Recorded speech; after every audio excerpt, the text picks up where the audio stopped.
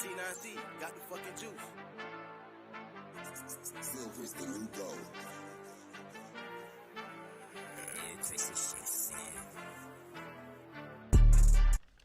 What's going on, everyone? Welcome back to another episode of the JT Sports Podcast, aka JT Sports Live. I'm your host, JT. I really apologize for the late start. I had to finish picking up the rest of my schedule for college for the fall semester, so that kind of pushed back the time that I wanted to start the live stream. But you know what they say, better late than never. On this episode, we're going to be discussing why the Cleveland Browns are the NFL's biggest mystery going into this year. Is playoff a bust for Dennis Allen and the New Orleans Saints? And will the New York Giants miss the playoffs this season? If you haven't already, make sure that you are subscribed to the channel, like the live stream, also share it on all of your social media platforms with your friends, family members, and acquaintances. We go live every day at 5 p.m. Eastern Time, Monday through Friday. Also, make sure that you check out the JT Sports Podcast, available on all podcasting platforms, Apple, Google, Spotify, Amazon, wherever you get your podcasts from. You can find the JT Sports Podcast. The Cleveland Browns are a really weird team to get a read on going into this year. You look at the talent they have one of the best rosters in the NFL. You have a top 10 offensive line. You have an elite secondary. Deshaun Watson, he looked a little rusty when he was coming back from that lengthy suspension that he had to serve. And this is a team that I think is good enough to compete for a Super Bowl, but also they have a good possibility of winning only 7 to 8 games this year. Like, this is a really weird team. Deshaun Watson, I still believe that he's one of the better quarterbacks in the NFL. I still will consider him to be a top 10 quarterback. I'm not going to let one rusty season define him. You got to remember that he didn't play the majority of last year, so when he came back, of course, he was going to be a little rusty, trying to get the chemistry and timing down pat with his new teammates. I do expect him to bounce back in a major way this year. You have Kareem Hunt, who's gone, but he's going to be replaced by Jerome Ford, who's going to be backing up Nick Chubb. I believe that Jerome Ford is going to have a really good season for the Cleveland Browns behind Nick Chubb. At wide receiver, you have Amari Cooper. You traded for Elijah Moore. You also have a young rookie who I'm really high on, and Cedric Tillman, who I had a first-round grade on coming out of this past year's draft. And this defense, when you look at the secondary, is one of the best in the NFL. When you talk about top 10 cornerbacks, I don't think Denzel Ward gets brought up enough in that conversation. Like, this guy is the definition of lockdown. Then you have Juan Thornhill, who you're going to be bringing in at free safety, which was a weakness for you last year. The concerns that I have with the Browns mainly lies with the coaching. I'm not a big believer in Kevin Stefanski. This dude, after 2020, his coaching kind of got worse. And you can say, well, he had Baker Mayfield at quarterback who regressed the season after, which is understandable. And then last year, you had to wait for Deshaun Watson to get done with that suspension so he could come on the field and play for you. But this is a make or break year for Kevin Stefanski. If the Browns don't make it to the postseason, there's a very high chance that Kevin Stefanski ends up getting fired after this season is over. This Browns team is really talented. They're loaded at almost every single position. You bring in new defensive coordinator Jim Schwartz, who is one of the better defensive minds in the game.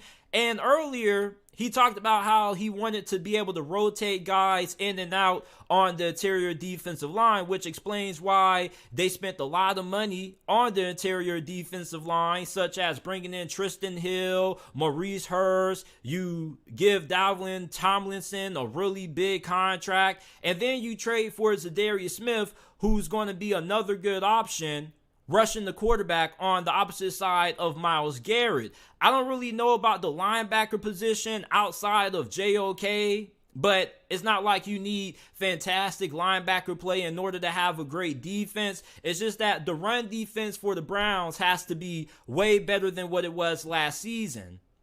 And you look at this division. This is the toughest division in the NFL. You have the Baltimore Ravens and the Cincinnati Bengals, who both are pretty much premier Super Bowl contenders. Then you have the Pittsburgh Steelers, who have one of the better young rosters in the NFL. The Cleveland Browns, they haven't finished above Pittsburgh in this division in the last 3 decades? I can't remember the last time the Cleveland Browns finished above Pittsburgh in the NFC North.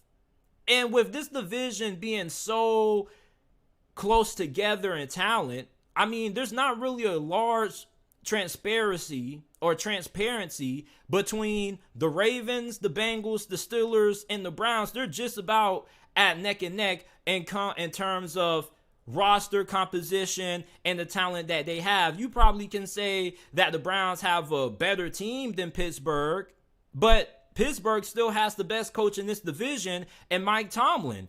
And I think coaching may be the reason why Cleveland ends up not being able to make it to the playoffs this year. Like, let's just be honest. Kevin Stefanski hasn't really proven much as a head coach in the NFL outside of his first year with this organization.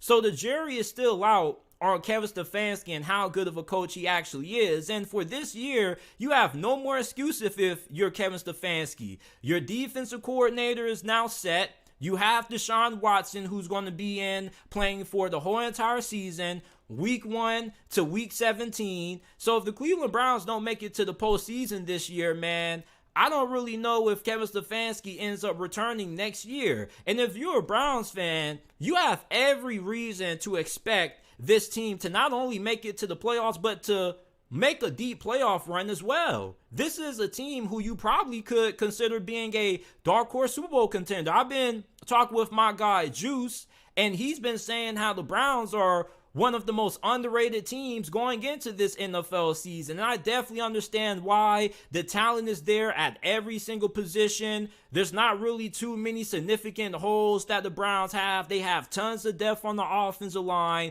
They got guys who can get it done at receiver for Deshaun Watson. You have your franchise guy. You have an elite secondary. You have Myles Garrett, one of the best defensive players in the league. And now you're going to give him some additional help by trading for Zadarius Smith. There is absolutely zero excuses for Kevin Stefanski this year to not have the Cleveland Browns playing in the postseason this year. Their schedule is pretty tough, given the fact that they're playing in one of the hardest divisions in the NFL. But if we're judging the Cleveland Browns based on a talent standpoint, they have one of the top 10 most talented rosters in the league going into this season. For the Cleveland Browns, this is a really hard team to get a read on. Their floor is 7 to 8 wins, and their ceiling possibly could be AFC Conference Championship, potentially the Super Bowl. That's how weird it is when you're trying to evaluate this Cleveland Browns team. The talent's there, but you don't know if the coaching is going to be there. And even if you have a talented team, if you don't have a good coach, especially in a division that's this tough, like the AFC North, you're not really going to go too far. So if Cleveland doesn't make it to the playoffs, I don't think it's going to be because they don't have the talent, but I think it's going to be more of an indication that Kevin Stefanski isn't the guy. So the Cleveland Browns, man, this is the NFL's biggest mystery team going into this season. You don't really know what the hell this team is going to do. They could win 7 games, or they could go to the AFC Championship and possibly the Super Bowl. It's really hard to get a read on the Cleveland Browns going into the 2023 NFL season. The New Orleans Saints, man, they're also a team that has some pretty high expectations. This was a franchise last year that moved on from Sean Payton. Well, they had to move on from Sean Payton because he ended up retiring. And Dennis Allen, in his first season as the head coach for the Saints, he kind of disappointed.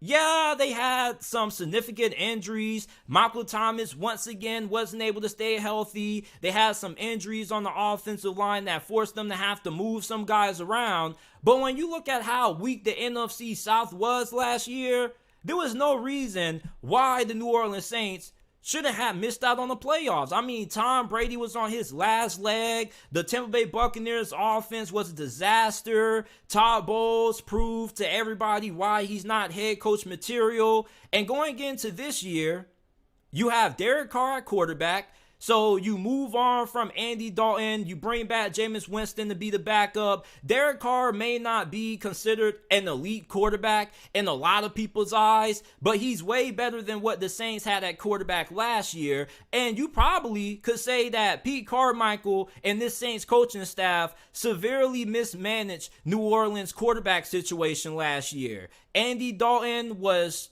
too inconsistent with taking care of the football. He also had a tendency to hold on to the football too long. And Jameis Winston, even when he was healthy, the guy still was a turnover machine, just like how he was when he was back playing with the Tampa Bay Buccaneers. So you got Derek Carr, somebody who should give you pretty consistent quarterback play, somebody who should take pretty good care of the football. And the team that you have around Derek Carr is probably the best supporting cast that he's had in his whole entire NFL career. You're throwing to Chris Olave, who was the second best rookie wideout last year, behind Garrett Wilson. You got Rashid Shaheed, who also had a really good rookie year. Michael Thomas. I mean, hopefully this guy can stay healthy. I mean, this guy hasn't had a full healthy season since his all-pro year back in 2019. And I think for Michael Thomas, there's only so many years that you can keep on getting injured. I think eventually you have to be able to stay healthy for a good length of the year. Even if the Saints aren't able to get Michael Thomas playing in all 17 games, you pray to God that he can at least play for a good stretch of the season, at least 11 to 12 games. That's all you're asking for if you're a Saints fan. Like, Jesus, man, like Michael Thomas, can you please stay healthy? Please. With Michael Thomas on the field, New Orleans has one of the best receiving corps in the NFL. Now, we don't know what's going on with Alvin Kamara and his legal situation. I was reading a couple of reports earlier today, and his legal situation right now doesn't look all that good. There's a high possibility that Alvin Kamara misses a couple of games this year for the Saints, but they did pay Jamal Williams a good amount of money in free agency. Plus, you have Kendre Miller, rookie running back who you drafted out of TCU. I think your run game is going to be fine. Your main concern is going to be the offensive line. Now, this offensive line, they underperformed last year. They dealt with some injuries. They had to move some guys around. But with everybody coming back fully healthy, there's no reason why this offensive line should perform the way that it did last year. And Pete Carmichael, as a play caller, he doesn't look like he was all that great prior to when Sean Payton was on the coaching staff. When Sean Payton was on the coaching staff, this man, Pete Carmichael, he looked like the next great play caller at OC for New Orleans. And then Sean Payton ends up retiring, and Pete Carmichael kind of forgets how to call plays and how to properly run the offense. Like, I don't know what the hell went on with the Saints offense last year. Injuries aside, this team severely underperformed. And this year, with everything that they bring in, you bring in Derek Carr, you're still going to have an elite defense. This defense last year carried New Orleans on his back for pretty much the whole entire year. And then you had Andy Dalton turning the football over at a pretty high rate. You didn't want to start Jameis Winston, although he was the better option. So this offense didn't help this defense out at all. And this defense, although in my opinion this was an elite unit, they struggled at times getting off the field on third down and at forcing takeaways. This was one of the teams in the NFL that struggled to produce turnovers. Not just that, but against the run, they were pretty average. But they do have a really good pass rush. They have one of the most talented secondaries in the NFL. You got Marshawn Lattimore, Paulson Adebo at cornerback, Marcus May and the Honey Badger manning your safety spots this year.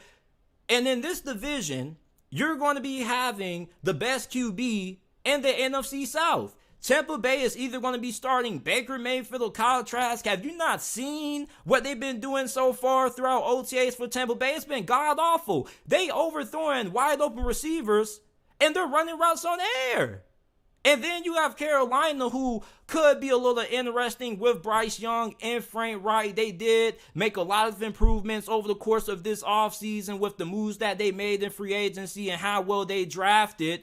But with a rookie quarterback, despite how great Bryce Young may be, there's always going to be some growing pains with that. And then for the Atlanta Falcons, do you really trust Desmond Ridder?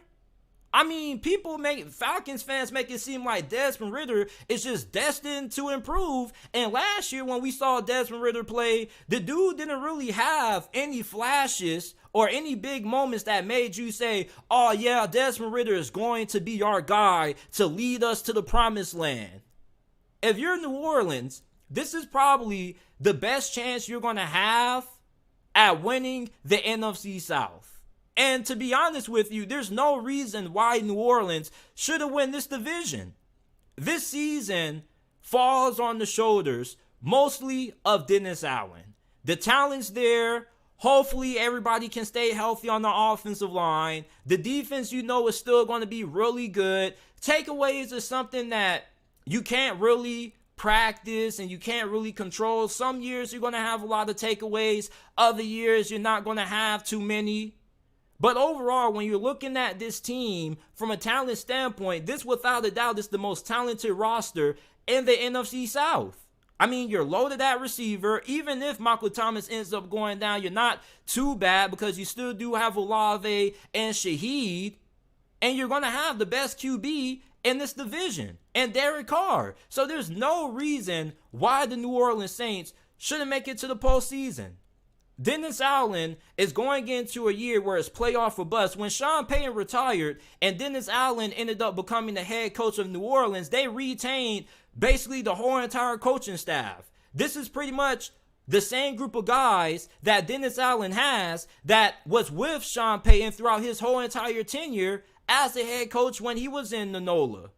So for Dennis Allen, man, if the Saints can't make it to the postseason this year, like Kevin Stefanski, this is going to be an indication that he's not head coach material. And Dennis Allen doesn't even have a winning record as a head coach. I was really surprised when Dennis Allen was announced the head coach of the Saints. But Sean Payton, when he went on The Herd with Colin Cowherd, he said that Dennis Allen, he still believes in him. He feels like the way that last year went was mostly due to injuries. So I'm going to put my faith in Sean Payton and believe that Dennis Allen is going to be able to get this thing turned around. But a lot of issues that the Saints kind of had were kind of on the coaching staff. Mismanaging the quarterback situation. There's no reason why you should be having Andy Dalton out there. You should have went with Jameis Winston. Jameis Winston was the guy who probably gave you the best chance to win. Plus, this is the younger option at QB. Andy Dalton is more of a backup option at this point. And even when Andy Dalton was in the game, he wasn't no better than Jameis Winston. He was still throwing pick sixes and throwing interceptions. So what really was the difference between Andy Dalton and Jameis Winston? And moving on to this year, if you are somebody who is a doubter of the New Orleans Saints, and let's say you're a Falcons, Panthers, or Bucks fan, and you're looking to play devil's advocate for why New Orleans can't win this division, you're probably going to say, well, Derek Carr, you saw how last year went with the Las Vegas Raiders. How do you know if that's just not the quarterback that Derek Carr is now, despite having a better supporting cast? Then you do have a pretty fair argument. Like I mentioned earlier at the start of this segment, Derek Carr isn't known to be a top 10 quarterback.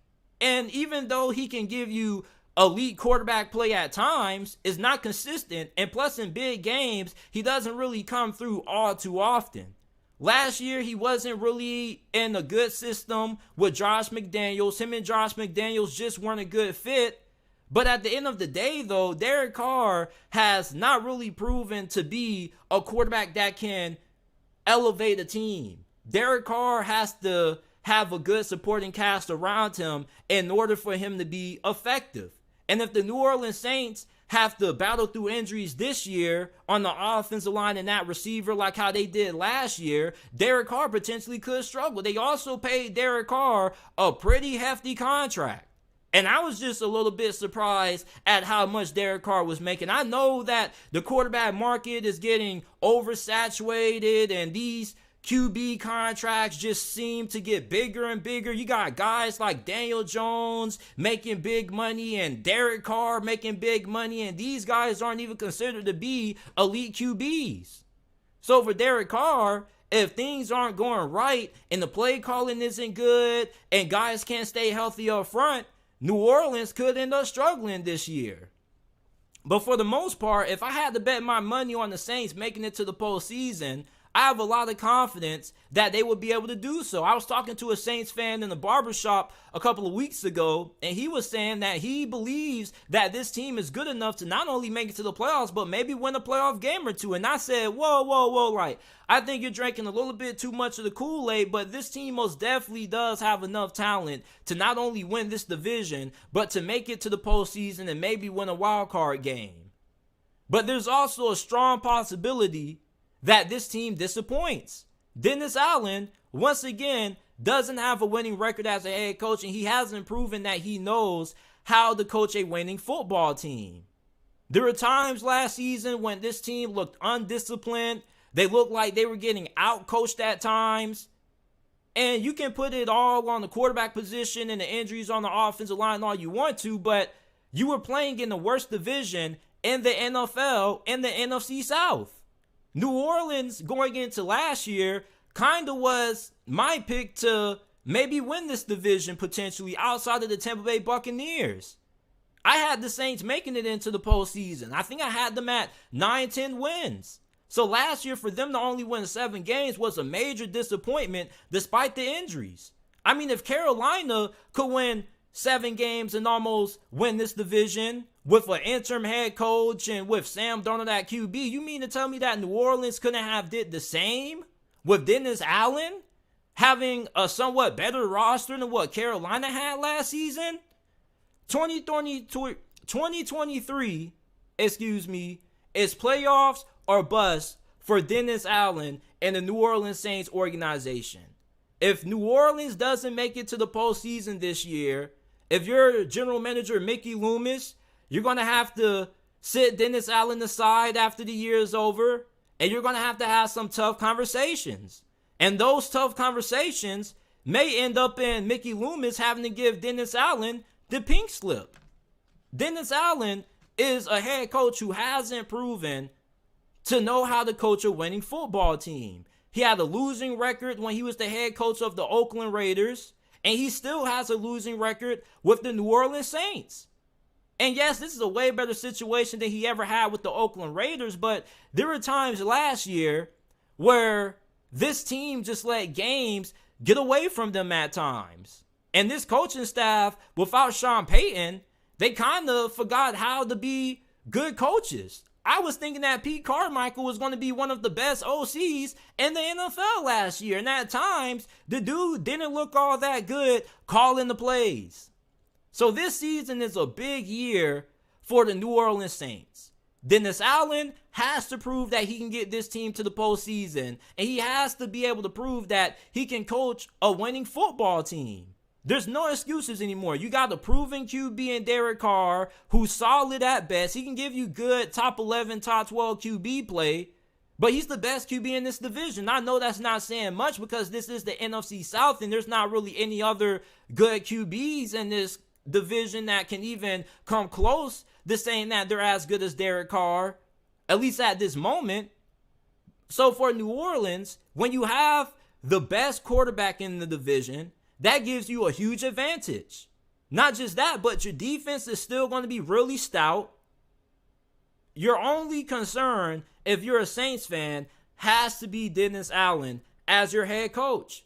How much belief do you have in Dennis Allen being able to get the Saints into the playoffs in 2023?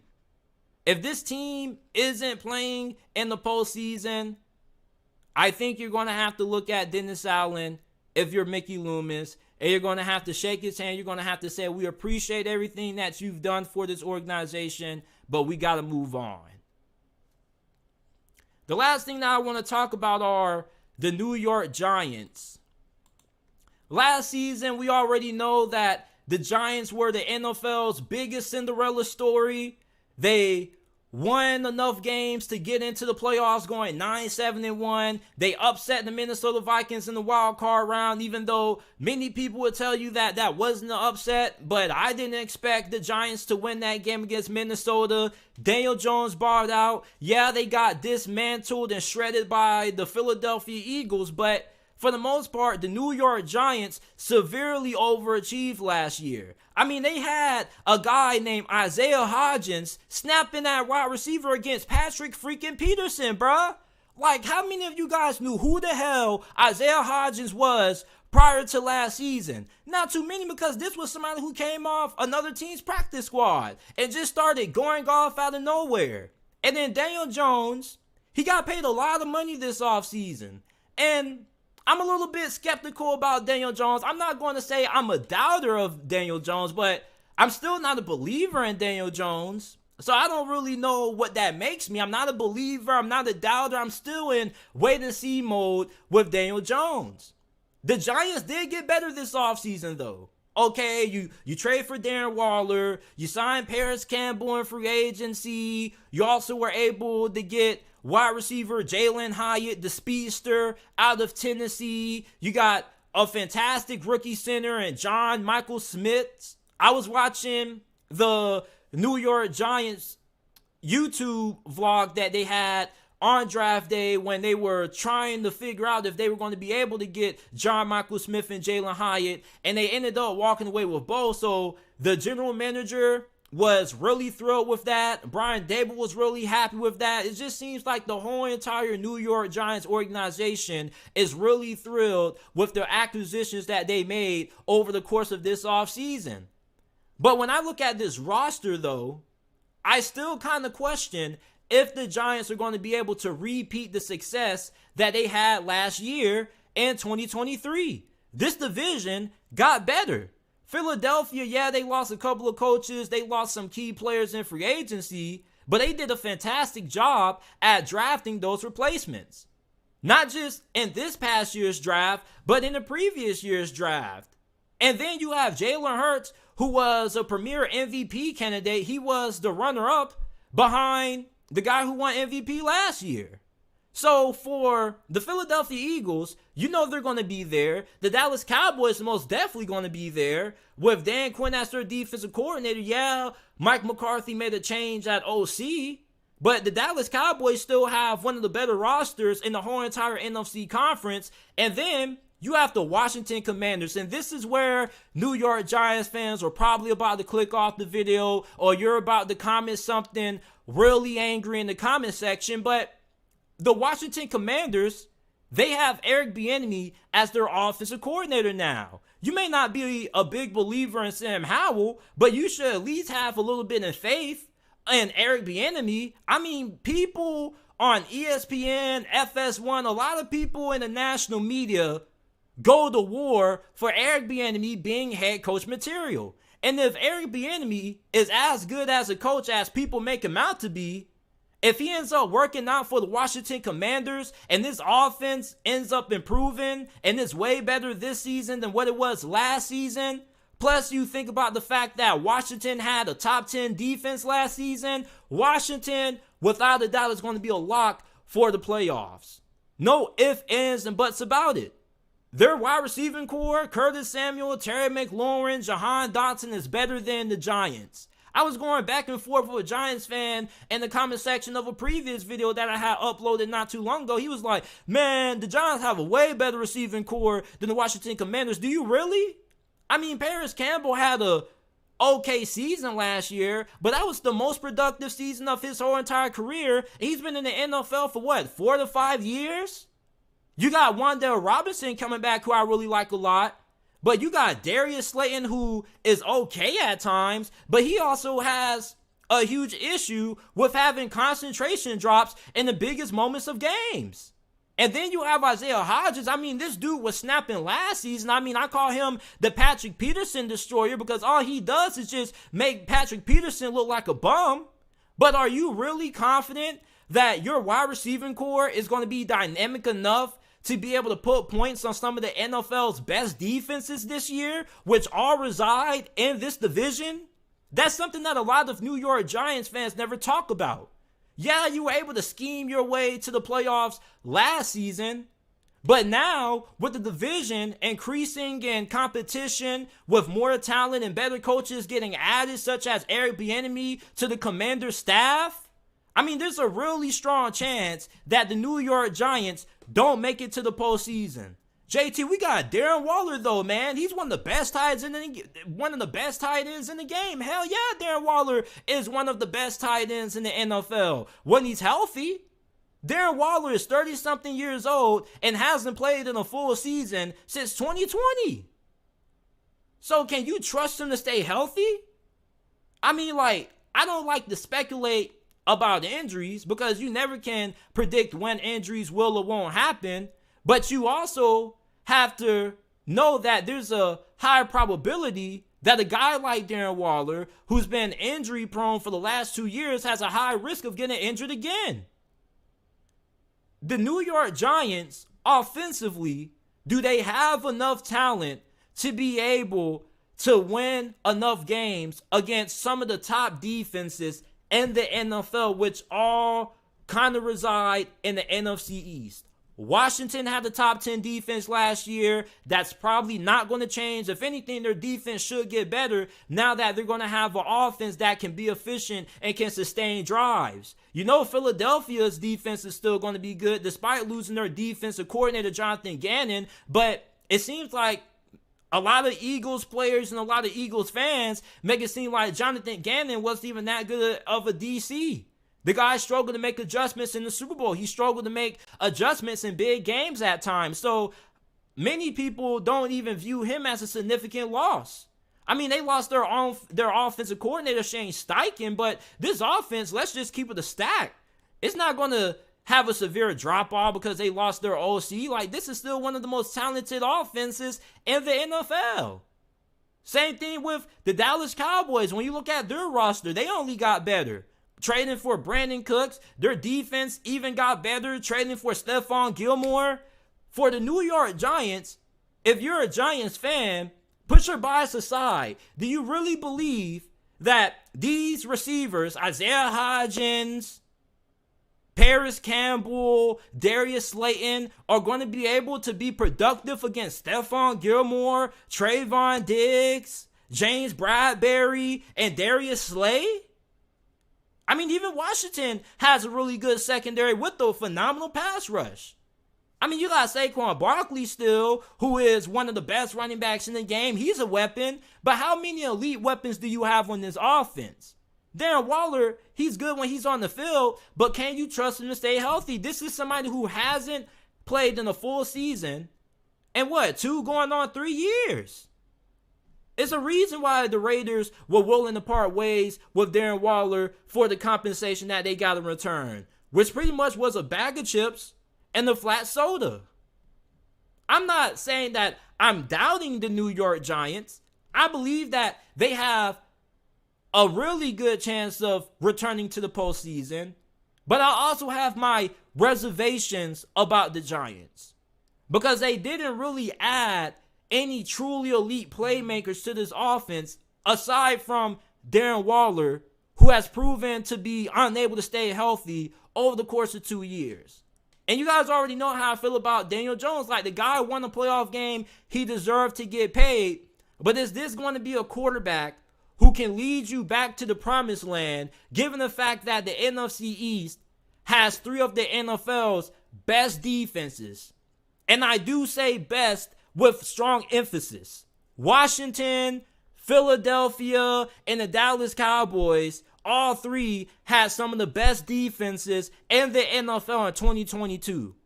And that most likely is not going to change this season. If you're the New York Giants and you're a Giants fan, you kind of have to look at your weapons, the playmakers that you have, and compare that to the rest of the division. The New York Giants kind of still have the worst roster in the NFC East. The only difference between the Commanders this season and last season is that the Commanders didn't really have the quarterback situation figured out. You can push back and say, man, JT, Sam Howell ain't shit, man. Like, he hasn't proven anything. The guy only won one game in his debut against the Dallas Cowboys. Like, the jury's still out on him. Yes, it is. But one thing that a lot of people fail to recognize is the importance of good coaching. And if Eric Bieniemy is as good as a coach as people make him out to be, the Commanders' offense is going to improve, and Sam Howell is going to have a good season. And if this offense ends up improving with how good that defense was last year, it's only going to get better if the offense improves. So therefore, Washington has a playoff spot. You know, the Cowboys are probably going to have a playoff spot. And we already know that Philadelphia is as close to a lock as what you get. If you're the New York Giants, you could win 8-9 games and maybe possibly still miss out on the postseason. Maybe. But this division is that tough. Yeah, you got better, and Giants fans are going to say, man, JT, we got a better team this season than what we got last year. Yes, you do. But you kind of fail to realize that you're not the only team that got better. This is it for this episode of the JT Sports Podcast. I appreciate you guys for tuning in. I know we got off to a late start. I apologize for that. Had to pick my classes for my fall schedule. But we'll be back tomorrow, 5 p.m. Eastern Time. Remember, you can catch the JT Sports Podcast every day, Monday to Friday, 5 p.m. Eastern Time. Also, make sure that you listen to the podcast available on all podcasting platforms, Apple, Google, Spotify, Amazon, wherever you get your podcast from. You can find the JT Sports Podcast. Rate us 5 stars if you enjoyed this episode. Share the podcast with your friends, family members, and acquaintances. And I will see you guys tomorrow with another episode